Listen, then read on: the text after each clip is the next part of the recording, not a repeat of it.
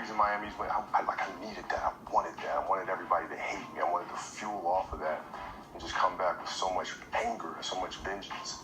So I wanted that. So when you won, right after you won, I went out to the track and I ran. I did my conditioning, I did my drills, I woke up the next morning, I hit my weights, I did my 1,000 shots, I did everything humanly possible to get myself ready. But I needed it. I was like, all right, yeah, good. I needed it too. I read a quote that you said you love business as much as basketball. There's no way that's true. 100% true. There's no way. Basketball was your life, your passion, everything.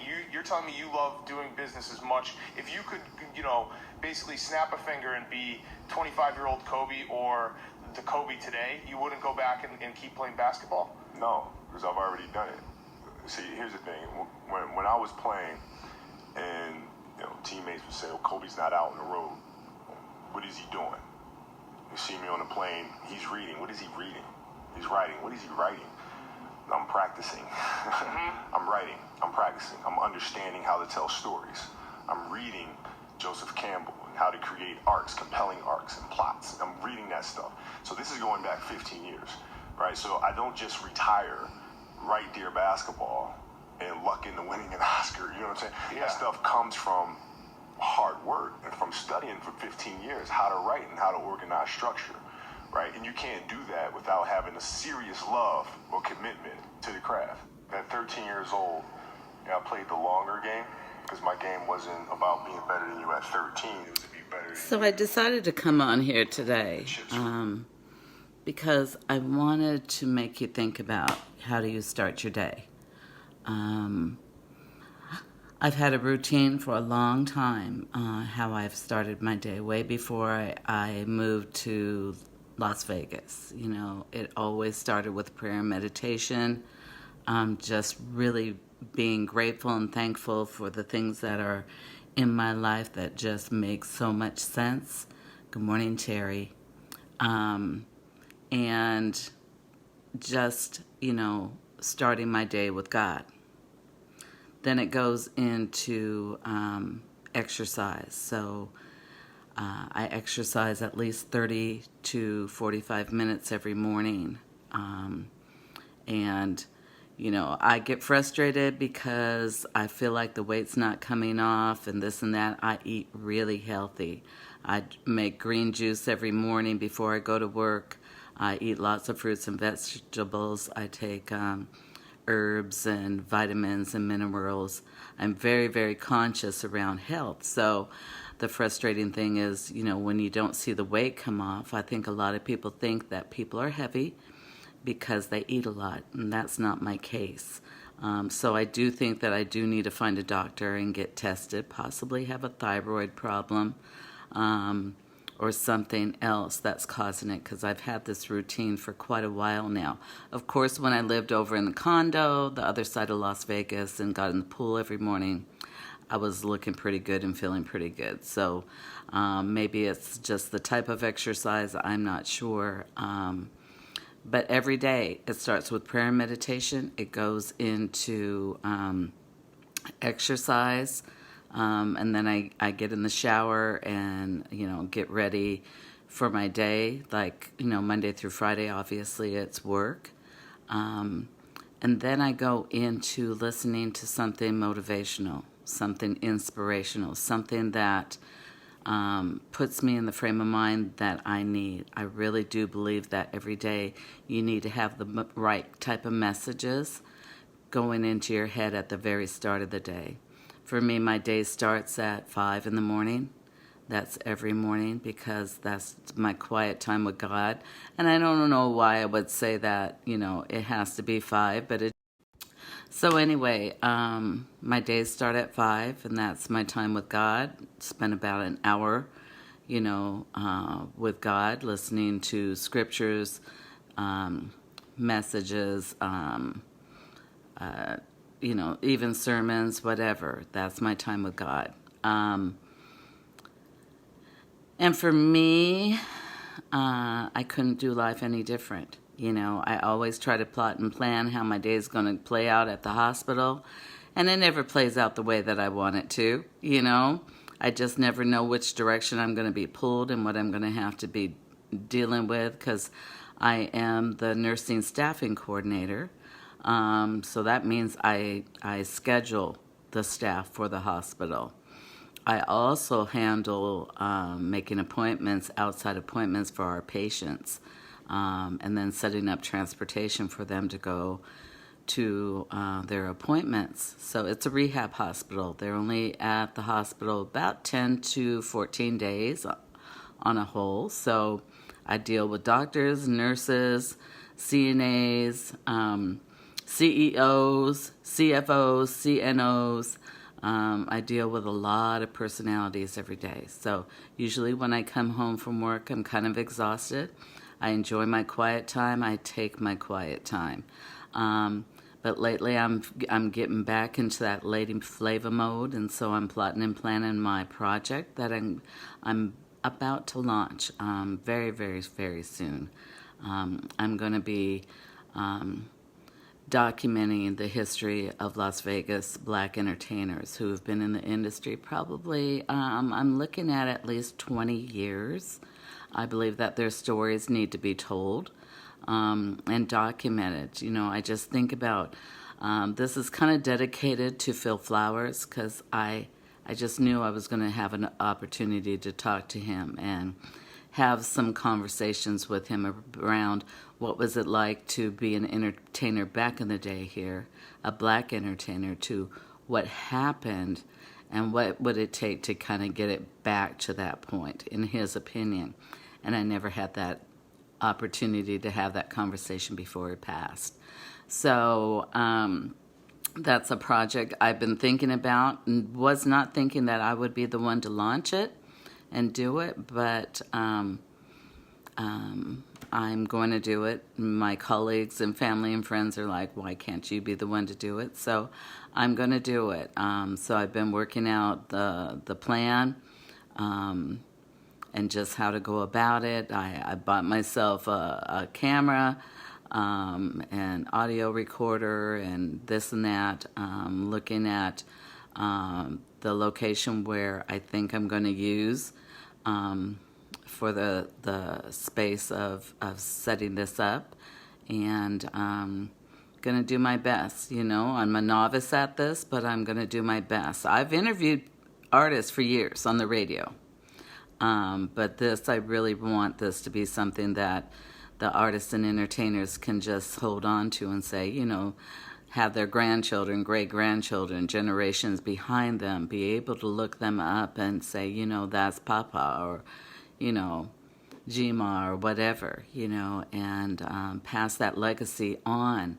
I think history is really important. I think knowing your family history is important. I think it's important to tell stories. And there's, you know, many people that will tell their stories and have it documented, or write memoirs and books and this and that. And then there's other people that it's almost like it stops, you know, at some point once they pass. And I don't think that's good. I think you should be able to have your stories documented. So, again, my day starts with prayer and meditation. It goes into exercise. I drink green juice every day. I eat really healthy. I take herbs and vitamins, and you know, I'm kind of obsessed with that. And I go to work and I do the best that I can. I know my job well. I have great relationships with my staff and the doctors, you know, and the doctors' offices that I call, or the imaging locations where I send patients out for CTs and MRIs and X-rays. I have great relationships, and so I think, you know, having good people skills is really, really important. I've been a little bit laid back, you know, when it comes to my engagement up here, here in Las Vegas with people. As people have followed me, it's not been the best experience for me so far, but I'm going to try to put that behind me and just take a different approach about being here. And one thing, if you don't know about me, and you may learn about me, I don't do negative energy. I'm an energy filler, and so I don't do negative energies. Some people I don't think can feel energies of others, or they disregard it. I'm an energy filler, so I stay away from energies. The other thing is I don't fake the funk. If I don't like what you're doing, I'm not going to rave about it. If I'm not feeling who you are and your energy and your spirit, I'm not going to support it. I'm just going to keep it real. So if you see me staying away from certain people and not engaging them, that could be a reason why. I'm not going to talk about it or whatever, but I think so much you can learn from people's behaviors and interactions, who they engage and who they don't engage, can tell a big story. I'm a people watcher. I've been that for a long, long time. So if you don't see me around certain people, certain groups of people, you might say, okay, Lady Flava's not feeling that. But one thing I'm really, really passionate about is independent artists, big time. That's why I moved here. I love original art. I'm kind of tired and over the cover songs and all of that, but I do respect the talents that do perform them. But there is nothing like original music, and just something new and exciting. The music that deserves to be out there further than what it has experienced it. That's what I'm about. But I respect the fact that there has been a Black Entertainment Foundation here.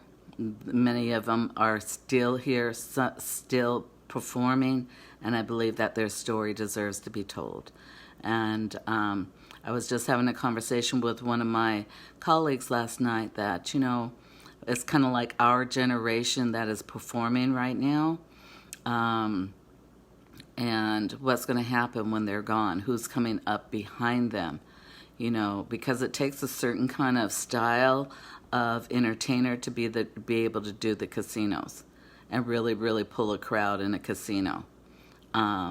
And so, who's coming up? What's the next generation coming up to take the place of who's in these spots right now? Well, of course, COVID is just, it's not even over with, because let me tell you, we've had 6 outbreaks in our hospital again. So I've had to spend time doing contact tracing. But as the doors open up, June 1st, Vegas is supposed to be 100% open.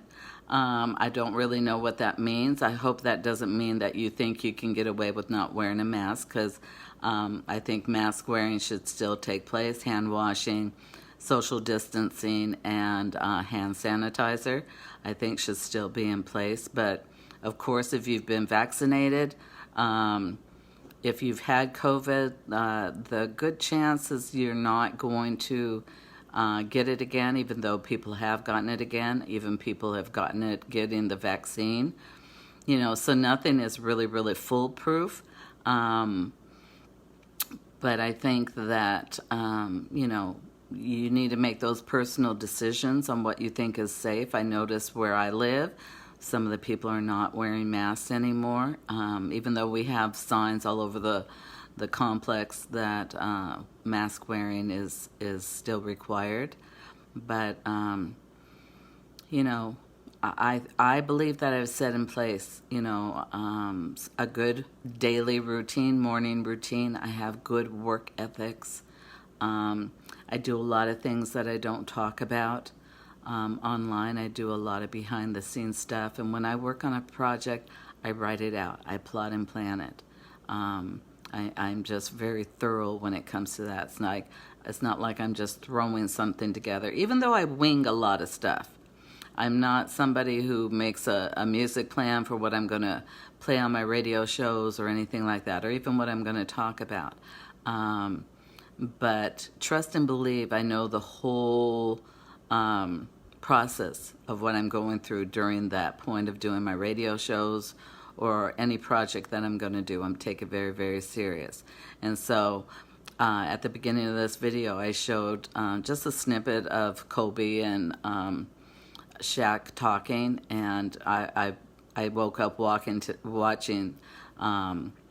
interviews with Kobe today, and his work ethics goes beyond what most people would ever think to do, and that's why he became who he was.